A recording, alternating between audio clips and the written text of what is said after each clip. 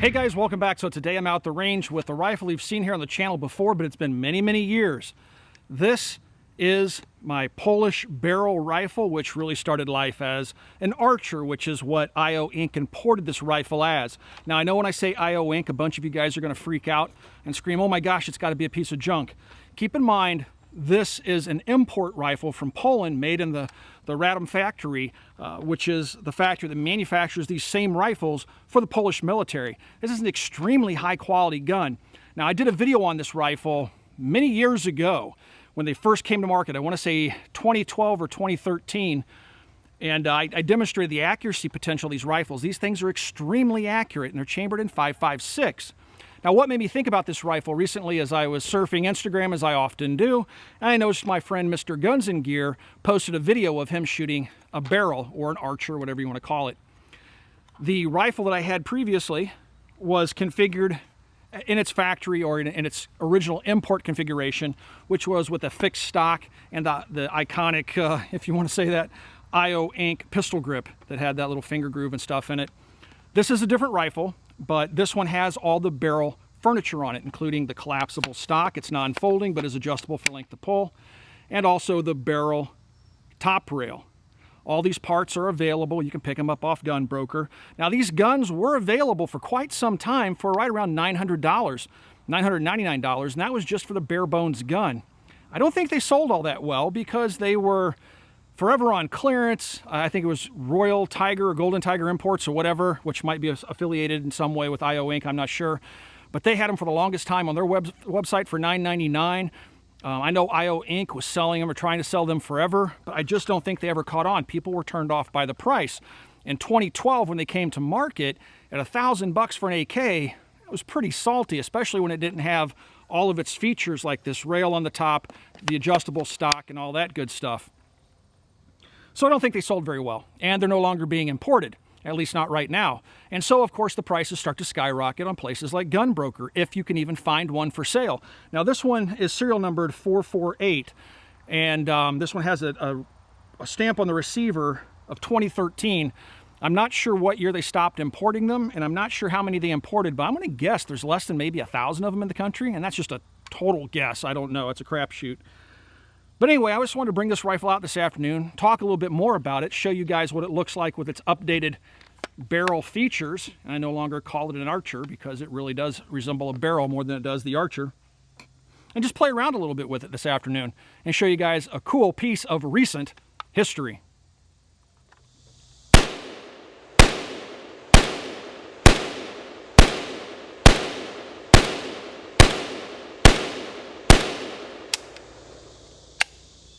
The Archers shipped with a Pro Mag, not what I would call the epitome of quality magazines by any stretch. They're still available out there and they're not all that expensive, but also you have Polish magazines that are available on Gun Broker, the actual military surplus magazines. Now, of course, that will cause 922R compliance issues for those of you guys that count parts, but the Pro Mag's readily available and you can usually not have to spend a whole bunch of money to break the bank. So let's go ahead and load the Archer up. I have some Freedom Munitions 223, 5.56, 223, I think it's 223 ammo, that's loaded with a 55 grain ball round.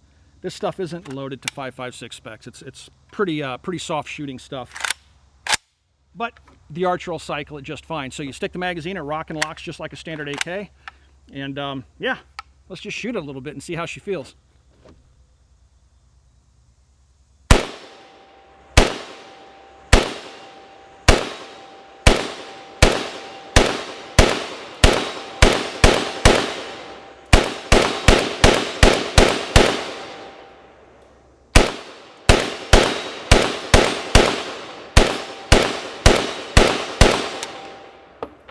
All right, so very, very smooth recoil impulse. The 223 that I'm shooting out here, again, isn't real hot stuff. It has a little bit more bark to it when you shoot M855 or M193, but it's just a sweet shooting little rifle. Now, these do have chrome-lined barrels in them, and they are known, again, for their accuracy. When I tested the original rifle back 2012 or 2013, I don't remember which, the gun was capable of printing 1-inch groups at 100 yards. Now, that's not exactly normal for most AKs. So it's a very, very accurate rifle. Now I have a Burris Fastfire 3 on top of the gun right now using the Picatinny rail. We'll break it down for you here in a minute and show you what it looks like on the inside and how this rail mounts to the gun. But what's cool is, even though I have a red dot sight mounted to it, I can see right underneath it, and I can still use my factory iron sights. So as long as you don't have a sight that for some reason gets down into that little trough, you'll always be able to co-witness with your factory iron sights. Now I will admit that even with this really low profile red dot sight, it's still it's more of a high cheek weld versus being able to really push your face down against the stock. But it's something that I'm not all that uncomfortable with. Most AKs require you to do that. The handguards look just like the Beryl in Poland. The only thing that IO Inc. did was put their signature pistol grip on it, which I don't have. I don't like it. I don't like the way it looks. I don't like the way it feels. And I just put a Magpul pistol grip on here. And then, of course, the Beryl collapsible stock. Now, this stock is correct for the gun, but another stock will be seen on this rifle. I think it's an earlier stock. I'm not sure what the history there is of the stock designs, but one Archer stock looks like two pieces of tubing coming back that form a side folding stock. And then I think this is the newer collapsible stock. However, it is not side folding, but it is adjustable for length of pull, where the two tube stock is not adjustable for length of pull, but it does fold away to the side. Let's strip the barrel down and see what it looks like on the inside and how it compares to a regular AK. Right here on top, you'll see this little lever system. If you move it all the way over to this side, you can push up on it, and this top cover, or this top rail assembly, will just lift up. Now right here in the front, you can see how this rear sight block is machined differently than a standard AK. And as I push it up, watch right here, it'll kind of pry itself away from the receiver, and this will just pull off. And now you can really see the cuts that are present on both sides of that rear sight block. Now it's just pretty much a standard AK. Push a little button there in the rear, pull your top cover off. It's the same as a Tantal top cover for all practical purposes, and inside it's just a standard AK. Right? There you go. Bolt and carrier, and your bolt. Now the Poles are known for building quality rifles, and this is the current military rifle, I believe, of Poland. You can kind of see that chrome line chamber in there if you take a look at the chamber right there. And inside is just standard old AK. Just a beautifully made, well-made AK. You can see the Radom markings on this side of the receiver. And the earlier rifles had a big FB crest on there. This one doesn't have that. I just remember the other one having that. But you can see the markings there on the gun. Very good looking gun. Now, the other thing, if you want to take the front handguard retainer off, there's a lever here in the front. You'll notice there's no lever back here on the back like a Russian AK or pretty much everybody else's AK. You have a little lever here that you rotate. I'm not going to take it off right now. It's hot. But yeah, it's just kind of a little bit different than your standard AK. Put it back together, just like pretty much any other AK. Except when you put the bolt in wrong. I didn't have it all the way rotated. All right, here we go. Look, like a standard AK. There we go. And then I'll show you how you put that top rail section on, which is a little bit of a struggle. The top cover on, just like a standard AK. Set in its little slot there. Hold it forward, line everything up. Just tap it with the palm of your hand. Now, where it gets a little bit more difficult, line these little tabs up with the slots on the rear sight block there, and then just push it forward until it lines up with the little takedown tab here in the rear. See that little guy right there? There's a hole in the bottom that it lines up with. It's just a matter of tapping it forward until, those darn mosquitoes, until it lines up, then rotating the locking piece back around. Now, even though it looks like it just kind of fits on there rather haphazardly, it's really solid lockup. It's Krebs makes a rail very similar to this that uses the rear sight right here as a hinge point, but this sucker really, really locks up tight. So if you have a standard AK, you can buy one of the Krebs rails, which look a lot like this. Or if you have a Archer and you want to turn it into a Beryl, you can buy these uppers, 1913 rail sections, to fit onto your Archer. We're back at the 100-yard line, battling the mosquitoes and the Zika virus. These things are absolutely horrible right now. Thank goodness the Zika virus is contained to Florida at the moment.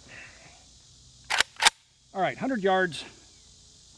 And let's see if I can hit that little man size, half man size or whatever it is, challenge steel target down at 100. Yep, can hit it.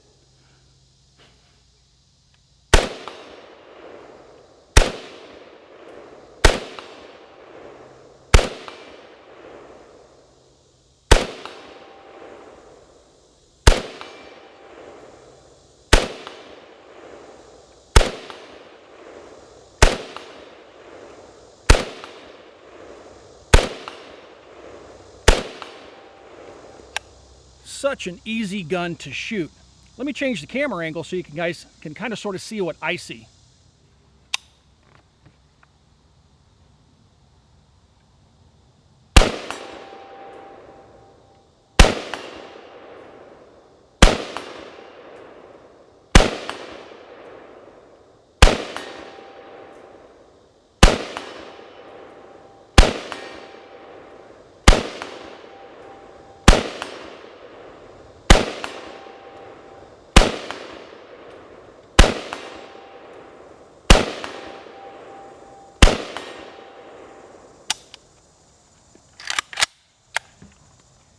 I have something new out at the range today that I'm going to use for the first time, and it's this Podovach, which I'm probably mispronouncing, magazine loading tool. This is made in the Ukraine. It's produced by M13 Industries. I've seen them online, and from what I've seen people doing with them, they look very easy to use.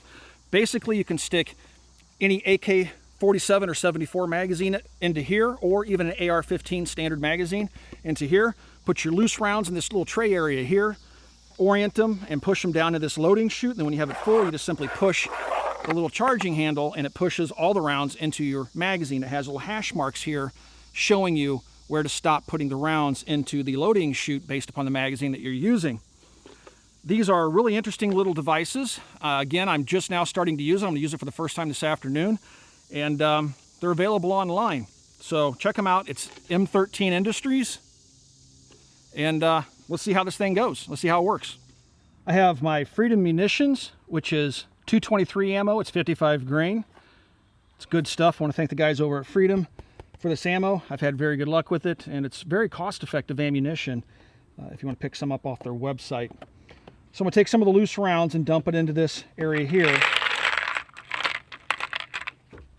And now I'm going to take my Pro Mag, which is what my Beryl uses. Stick it in there, and you can see how it locks in front and back. All right, so the magazine's held in place. And now I'm just going to take the 5.56 rounds, or in this case 223 rounds, and line them up with the magazine. Now, so if you screw up, you can easily turn the rounds around in the little loading chute. The guys on the website for this little device go blazingly fast. I haven't been able to go that fast quite yet because I'm just starting to use it for the first time this afternoon. All right, and then you have a little stop line over here that shows you how many rounds for 5.56 you should have stacked in the little chute here, which is right over here.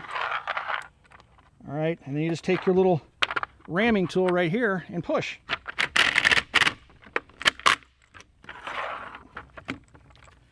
And there you have a topped off 30-round magazine. Well, guys, I'm going to cut this video a bit short because my one and only Pro Mag died. I don't know if you can see that inside there, but this magazine is garbage.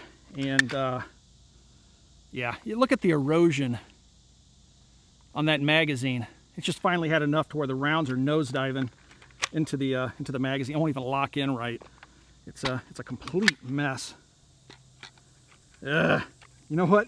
I may actually now. Bulgarian circle tins don't actually work in this. I've tried. And look what it just did. It just popped around out of the magazine trying to insert it. Yeah, this magazine's totally died on me. But, yeah, so I may actually be forced to use random manufactured magazines for the military barrels because this thing is just done. Look at the front lip on that. Wow. It's just totally mangled. Big gouges missing out of the side of it. Oh well, so remember when I said the Nambu video was going to be short and it wound up being 22 minutes? This one's going to be shorter than I expected. If you guys have any questions about anything you've seen in this video, you can ask those questions down below. I try to stick around for the first couple of days after a video goes live to answer the questions you guys may have. Also, please swing by and check out Copper Custom. If you want to support the Military Arms channel, it's the best possible way. And please check out full30.com. That's full30.com. We've taken all the web's best firearms content creators and brought them under one roof. And that is full30.com. Thanks again for watching, everybody. I'll talk to you guys soon. These mosquitoes are unbelievable. Holy cow. I should be out here with my shotgun shooting these things.